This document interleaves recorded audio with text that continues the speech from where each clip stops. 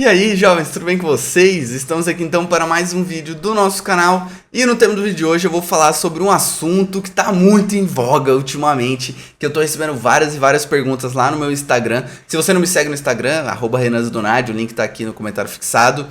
Tô recebendo muito essa pergunta, então eu achei que valia a pena aqui, antes da Copa do Mundo começar, falar sobre Copa do Mundo, como você já deve ter visto na thumb e aqui embaixo na descrição do vídeo. Então eu vou falar um pouquinho sobre a Copa do Mundo, falar sobre a minha expectativa, o que eu tô olhando, o que eu estou me preparando, se é que dá pra considerar que eu tô fazendo algum tipo de preparação.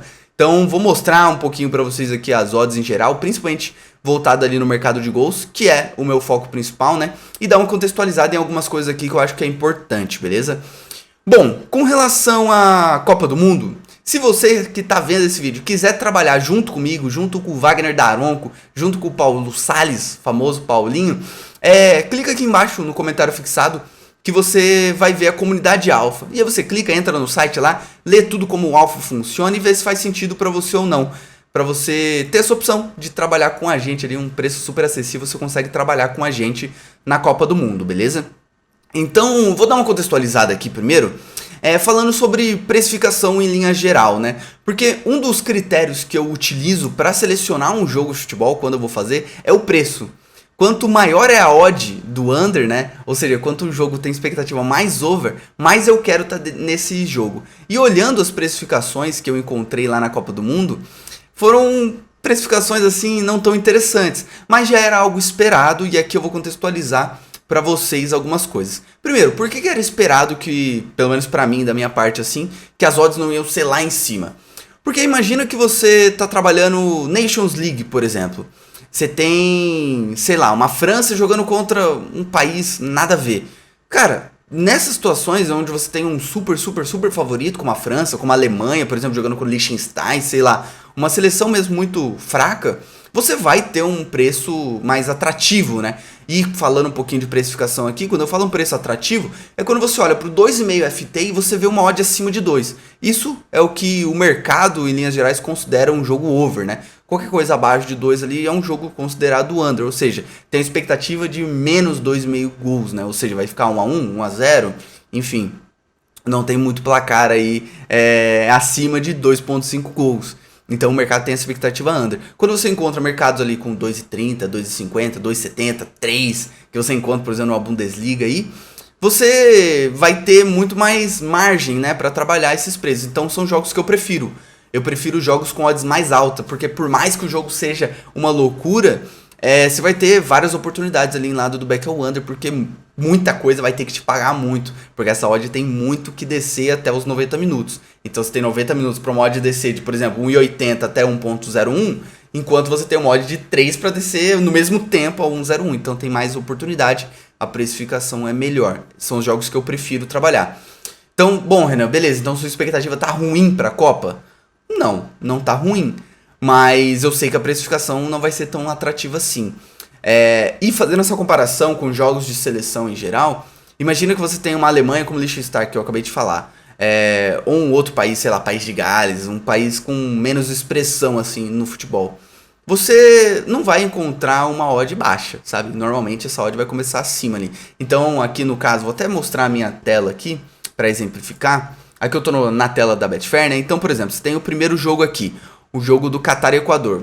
A odd do under aqui vai começar 1,55, então uma odd bem baixa, né? E você pode ver aqui, ó, que mesmo a Inglaterra e Irã, e que a Inglaterra provavelmente é favorito, vamos ver aqui, ó, resultado final. Aqui, ó, a Inglaterra, exatamente, a Inglaterra é favorito, odd de 1,40. Mesmo assim, você tem uma odd do 2,5 aqui, ó, começando a 1,70, ou seja, abaixo da odd 2 ainda, né? Então você vê que precisa ser mesmo muito favorito uma seleção para essa odd vir aqui acima de 2, né? Então, por exemplo, aqui a Argentina e a Arábia Saudita, a Argentina é favorita, acima de 2. Se a gente vier aqui no resultado final, né, para ver o match odds da Argentina, a Argentina é 1,19, tá vendo? Então, existe uma correlação ali entre super favoritos, né, ou hiper favoritos, com relação à odd do over. Então, e aquela precificação do over, por exemplo, é muito mais por causa da Argentina do que por causa da Arábia Saudita. Nesse tipo de jogo aqui, o que eu vou buscar? Eu vou buscar trabalhar as posses da Arábia Saudita. Se a Arábia Saudita tiver posse, eu vou querer estar back ao under sempre que ela estiver com a bola. E quando a Argentina tiver com a bola, eu vou querer sempre estar trabalhando ali mais voltado pro lay, né? Procurando esse gol. Então você vê que pra odd estar acima de 2, tem que ser mesmo um hiper favorito ali. Odd de 1,15, 1,20 pro time favorito. Nesse caso, a Argentina. Você pega a Inglaterra aqui com odd de 1,40, já é 1,70. Então assim, os preços em linha geral, ó. Você tem aqui uma Alemanha que vai estar acima de 2, ó, uma Bélgica que é praticamente no limiar de 2, mas um mercado bastante em gap, né? Enfim, você tem muitos e muitos e muitos jogos com precificação under. Isso dá oportunidades? É óbvio que dá oportunidades. Mas essas oportunidades elas vão ser um pouco diferentes. Em que sentido que eu tô querendo dizer isso? Bom, então, Renan, em linhas gerais a precificação vai ser under, beleza. Como que você normalmente trabalha esses jogos? É esse o ponto. Como que você que tá vendo esse vídeo trabalha esses jogos?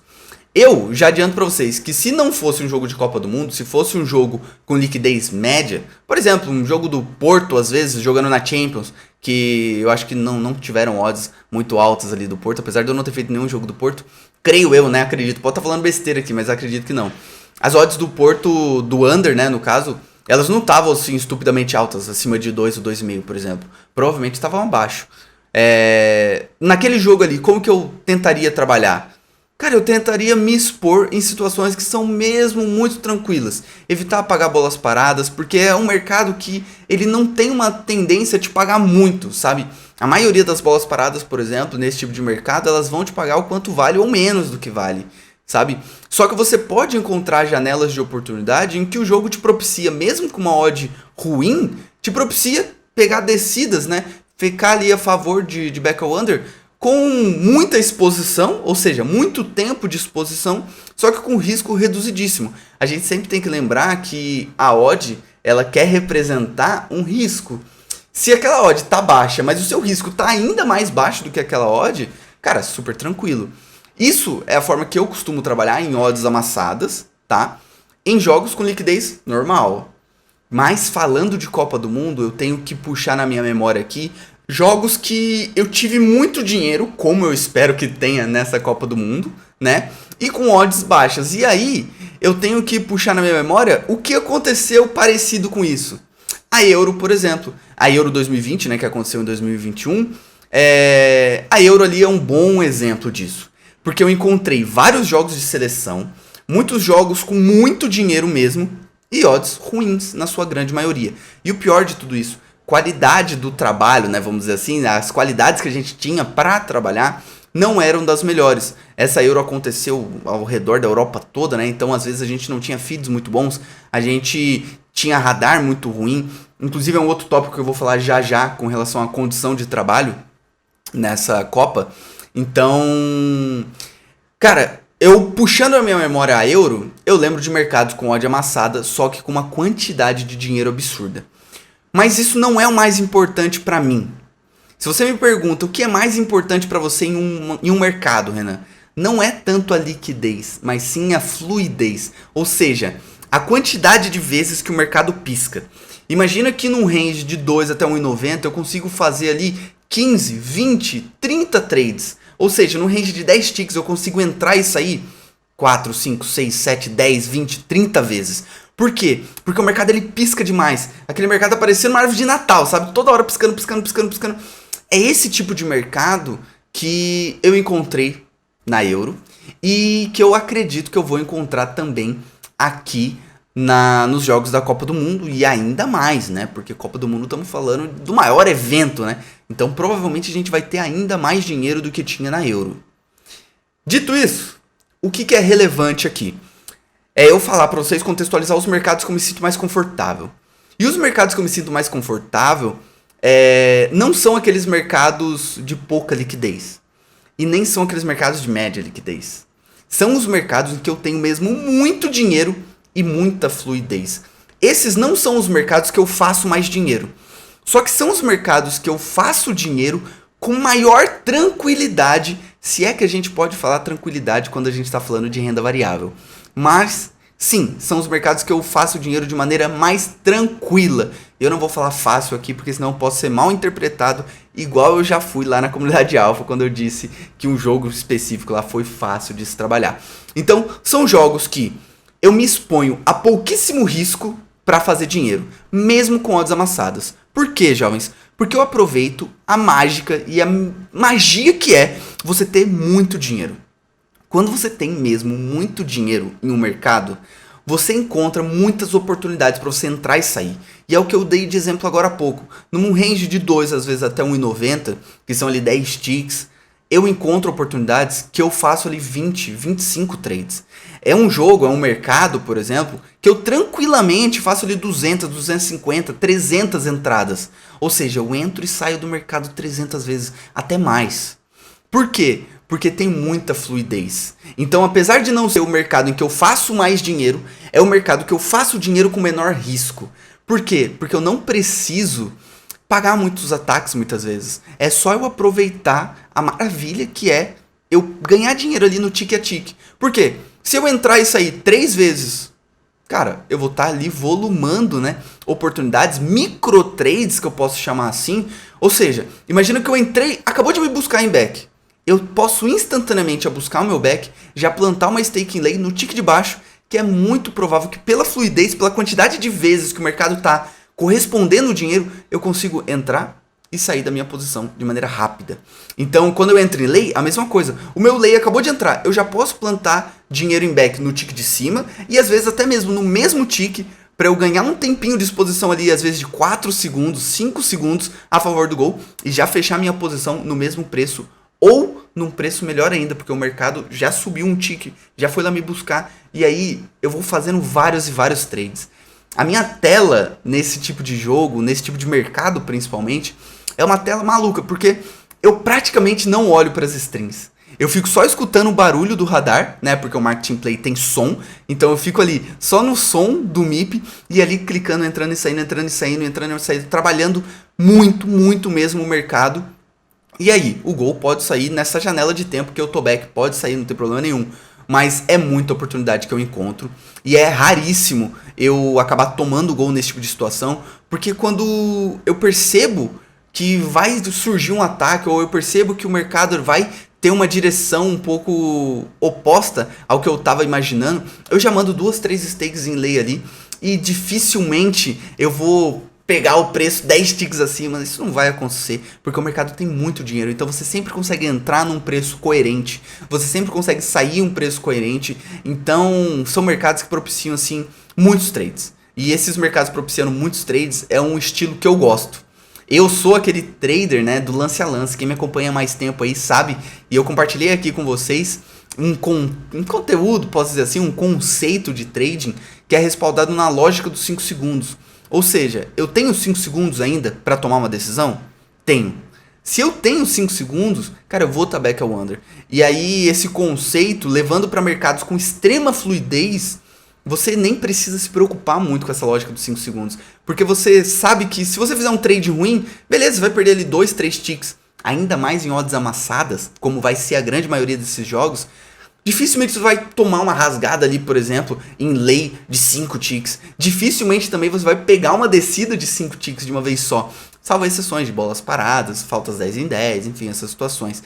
Então, apesar de não serem mercados em que eu consigo ter uma rentabilidade muito alta, por exemplo, eu não vou fazer 100% de uma stake, eu não vou fazer 80%, mas eu vou fazer ali 40%, 50% com risco mesmo muito reduzido. São mercados que eu fico muito confortável pela quantidade de vezes que eu consigo entrar e sair de uma posição e pela agilidade que eu tenho.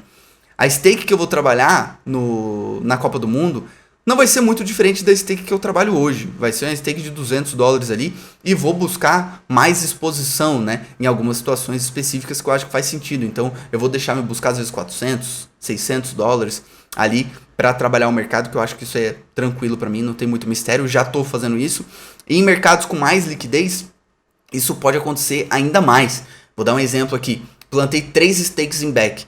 Se o mercado rebotar ali, se o mercado voltar, eu vou deixar corresponder essas 3 stakes, se aquele contexto de jogo, se a leitura em geral do mercado estiver me propiciando uma descida ainda maior. Porque, de novo, nesse tipo de mercado, pra mim, não faz tanto sentido você pagar muitas situações, porque o mercado ele nunca vai te pagar muito, sabe? Em odds amassadas. Salvo exceções, esses jogos que a gente for encontrar com odd um pouquinho melhor, aí sim, aí você pode trabalhar de uma maneira um pouco mais normal. Mas o que eu quero fazer e a minha expectativa é eu aproveitar demais esse mercado. Demais mesmo. E de novo, não são mercados que eu faço muito dinheiro, mas são mercados que eu faço dinheiro com uma segurança muito grande. E é muito, muito, muito raro mesmo nesse tipo de mercado eu acabar tomando um gol. Porque a odd já é amassada e eu tenho muito dinheiro. Então, na origem da jogada, se eu tiver em back, eu já vou tentar me posicionar de uma forma um pouco diferente. Às vezes até para pegar o gol, e isso é uma coisa que eu preciso ainda ver. Mas, principalmente, ver um ponto que eu acho que é o mais importante para mim, que é a condição de trabalho. Se a gente for ter uma condição de trabalho, por exemplo, parecida com a La Liga, eu vou ter que trabalhar de uma forma. Se eu for encontrar uma condição de trabalho parecida com a Bundesliga, eu vou ter que trabalhar de uma outra forma. Mas o lado positivo de tudo isso é que eu acredito que a gente vai ter radar bom. Vai ser um radar muito semelhante ao que a gente encontra numa Champions League. E as strings, eu acho também que vai ser muito parecido com uma string que a gente encontra na Champions League. Às vezes a gente até vê no radar o gol antes, mas o mercado acaba suspendendo junto com você vendo a string. Eu acho que vai ser isso que vai acontecer na Copa do Mundo. Espero que sim. Porque aí vai ser um mercado que eu já estou mais familiarizado. Porque como a gente voluma bastante Champions League, não vai ser muita novidade. Eu não vou precisar adaptar muito o meu trade ali para fazer a Copa do Mundo. Então minha expectativa com relação à condição de trabalho é que a gente tenha ali um jogo de Champions League, pra ser muito sincero. A gente percebe que tá com delay ali, mas não é nada muito grave, muito preocupante pra você entrar e sair das suas posições. Esse é o ponto que eu acho que é importante.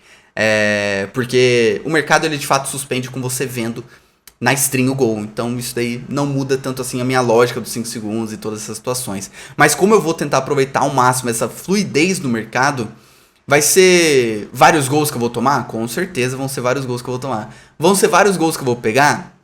Não sei. A minha expectativa não é que eu pegue tantos gols assim. A minha expectativa é que eu consiga fechar muito as minhas posições em back ao under e fazer dinheiro de novo com a oscilação do mercado, né? Com o mercado piscando. Quanto mais o mercado piscar, quanto mais fluidez eu tiver, é o mercado que eu me sinto mais confortável. Então, não tem como eu não estar com uma expectativa alta, tendo em vista que esse tipo de mercado é o mercado que eu mais me sinto confortável, entende? Apesar de não ser o mercado que eu faço mais dinheiro, é o mercado que eu me sinto mais confortável porque eu faço dinheiro com pouquíssimo risco. Então é isso que eu tô de expectativa, é isso que eu tô imaginando pra mim nessa Copa do Mundo. Eu, sinceramente, acho que vai ser muito legal, porque eu já tive a experiência da Copa de 2018, mas 2018 ainda não me considerava, né, um trader consistente, apesar de já ter bons resultados. Aquela Copa do Mundo me deu um burst assim na banca muito grande, porque ali naquela Copa de 2018 tudo deu certo, acho que pra maioria da galera que eu trabalhava junto ali, foi tudo muito bom. Fiz muito trade horroroso que deu lucro e hoje em dia eu consigo ter essa visão e essa noção que foi bem ruim a maioria das coisas que eu fiz ali. Mas a Copa do Mundo foi assim, muito exponencial pra mim, foi um resultado muito satisfatório, muito top mesmo.